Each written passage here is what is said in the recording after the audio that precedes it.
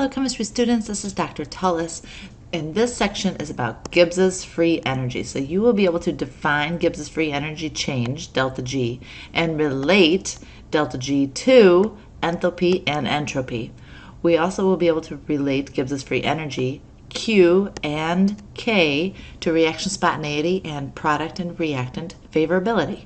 So the method used thus far to determine whether a process is spontaneous requires the evaluation of two quantities, the delta S of the system and the delta S of the surroundings.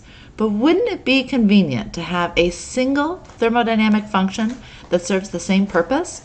A function associated with the system only, one that does not require assessment of the surroundings, would be even better. Well, such a function exists. It's called Gibbs's free energy, with the name honoring J. Willard Gibbs. Gibbs's free energy, G, is often referred to as simply free energy.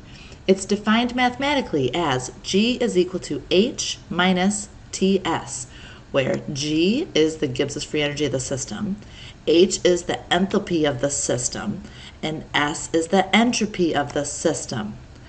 Let us first see how to use free energy as a way to determine whether a reaction is spontaneous. We can then ask further questions about the meaning of the term free energy and its use in deciding whether a reaction is reactant or product favored. First, nature favors processes that have a negative enthalpy and a positive entropy. These processes tend to occur passively or are spontaneous.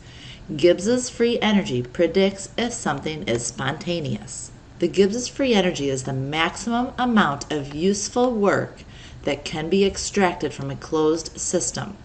Free means available. Let's look at how this equation came about. Recall that the entropy change for the universe is equal to the entropy change of the surroundings plus the entropy change of the system. We then talked this last section that the entropy change of the surroundings is equal to the negative of the enthalpy of the system divided by temperature. If we were to multiply throughout this equation by negative temperature, let's see where that gets us. That would cancel out this negative T, leaving me with the enthalpy of the system, plus a negative T times delta S for the system, all equal to negative temperature times the entropy of the universe. Well, Gibbs defined the free energy function that negative T delta S of the universe is equal to delta G of the system. And that's where this equation came about. Gibbs's free energy is equal to the enthalpy change for the system minus temperature times the entropy of the system. And this is all under standard conditions, hence why we have our little raised superscript not symbol. Because delta G, Gibbs's free energy, is directly related to our entropy of the universe, the Gibbs's free energy can be used as a criterion for spontaneity for physical and chemical changes. It's also a state function, just like enthalpy and entropy. To find the change in Gibbs's free energy, we can take the sum of the Gibbs's free energy of the products minus the sum of the Gibbs's free energy of the reactants. And we can do that because it is impossible to measure individual values of enthalpy, so we often express free energy in terms of the changes of those thermodynamic quantities. Hence why we have the delta G, delta H, delta S. If enthalpy is negative and entropy is positive, Gibbs's free energy will be a negative value, and that means that we are product favored. If enthalpy is positive and entropy is negative, Gibbs's free energy will be a positive value, which means it's reactant favored. For these other two situations, they are both temperature dependent. And if Gibbs's free energy is less than 0, so if it's negative, like this last slide showed, that's product favored, that means that that process is spontaneous in the direction written under those standard conditions. If Gibbs's free energy is equal to 0, the process is at equilibrium under standard conditions. And if Gibbs's free energy is greater than 0, so if it is positive, it's reactant favored, and it is non-spontaneous in the direction written. A reaction will proceed spontaneously toward the minimum in free energy, which corresponds to equilibrium. Gibbs's free energy represents that free energy change for a process that is at standard state conditions, and that's implying that we're at equilibrium. But what if we're not at equilibrium? Well, under non-standard conditions, we have introduced a new equation to show the change in free energy under standard conditions, which is this guy, and non-standard conditions. And it turns out there's a very useful relationship between them. R is our universal gas constant, T is our temperature in kelvins, and Q is the reaction quotient.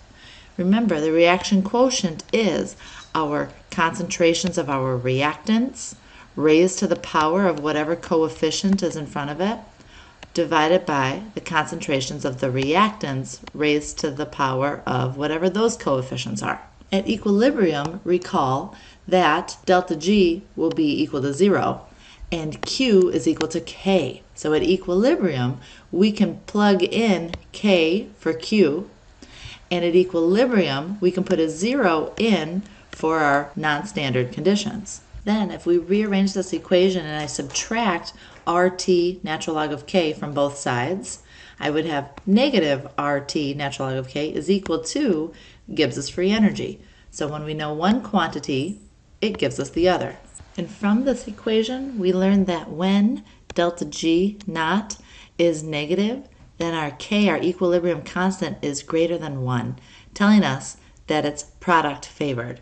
And the more negative value of G, the greater the equilibrium constant is. And this makes sense because back a few chapters ago, large equilibrium constants or large K values were associated with product favored reactions. And the converse is also true.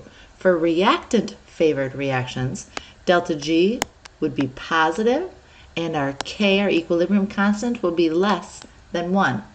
And if K equals 1, then Gibbs's free energy is equal to 0 because the natural log of 1 is 0. So 0 times anything, and the negative of it would be equal to 0. Take a minute to look at the relationships among Gibbs's free energy at standard conditions, at non-standard conditions, Q and K. But what is free energy? The term free energy was not arbitrarily chosen. In any given process, the free energy represents the maximum energy available to do useful work. Mathematically, delta G calculated starting from the reactants and proceeding to the equilibrium position corresponds to W max, the maximum amount of work done. In this context, the word free means available.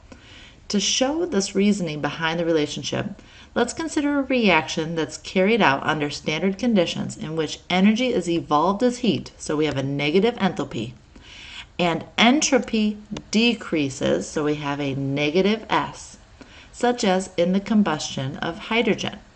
At first glance, it might seem reasonable that all the energy released as heat would be available to do work, but that's not the case.